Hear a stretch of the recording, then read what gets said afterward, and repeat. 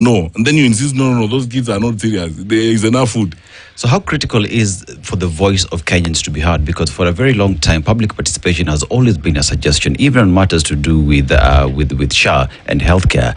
Kenyans are saying it is not working, but government says it is working. So in government, in terms of feedback mechanism from Kenyans, how critical is it to pick that and fix the flaws that your citizens are telling you? You see, if government is interested, they can do that. In cases where they are not interested in fixing the problem, they continue doing what they are doing. And that is why they spend time calling delegations and bribing them. You know what we have now in the country is government by bribery. You bribe people. What do you bribe your citizens when you are working for them? I mean, they know what you are doing. Governments run on their track record. Incumbent governments run on their track record. I say this, and I'm repeating it here today for all and sundry to hear, that if government was delivering services, Wananchi would be telling us leaders in the opposition, hey, Jameni, why don't you give these guys one term so that they can complete this project? Why, hold on, give them time to, so because everywhere you go, Wananchi asks, give them time to do what? that is it. Incumbent government run on their track record.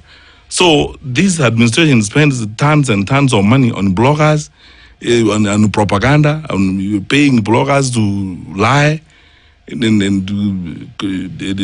character assassinate the leaders in the opposition and so on. They wouldn't be doing that if they were providing the services. And I've often said, by the way, and I hope one day I'll have an opportunity to discuss some of these issues, especially on feedback. I don't know, I can advise them for free. They would spend less money, they will have less stress by doing the right thing and listening to an angel.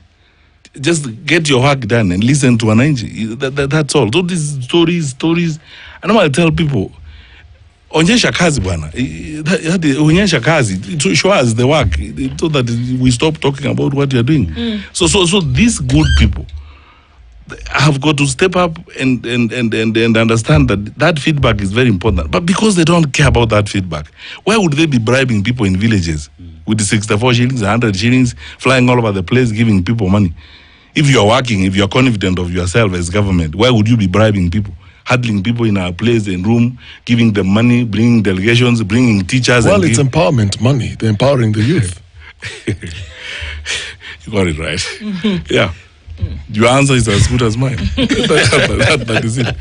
Right. So as we hear these things, I mean, there seems to be so much that is not working at the moment, and not just seems to be, that is the reality on the ground. And so what is required, in your opinion, to fix everything that's not working at the moment and stop new projects? We saw that in a previous administration, that very thing happened, that all of this new project, new funding was put to a halt and things were sorted out. And we actually saw the economy grow. It's documented.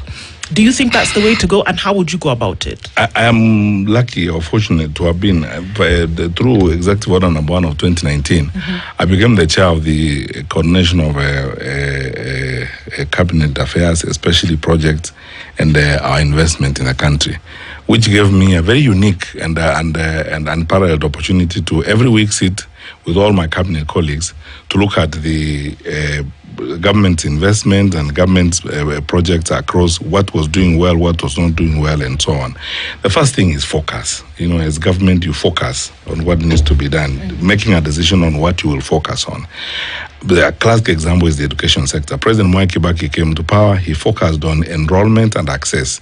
He wanted to make sure all kids in Kenya accessed education and they were enrolled. That is how he came up with free primary education, 1 million kids in school, and we continued.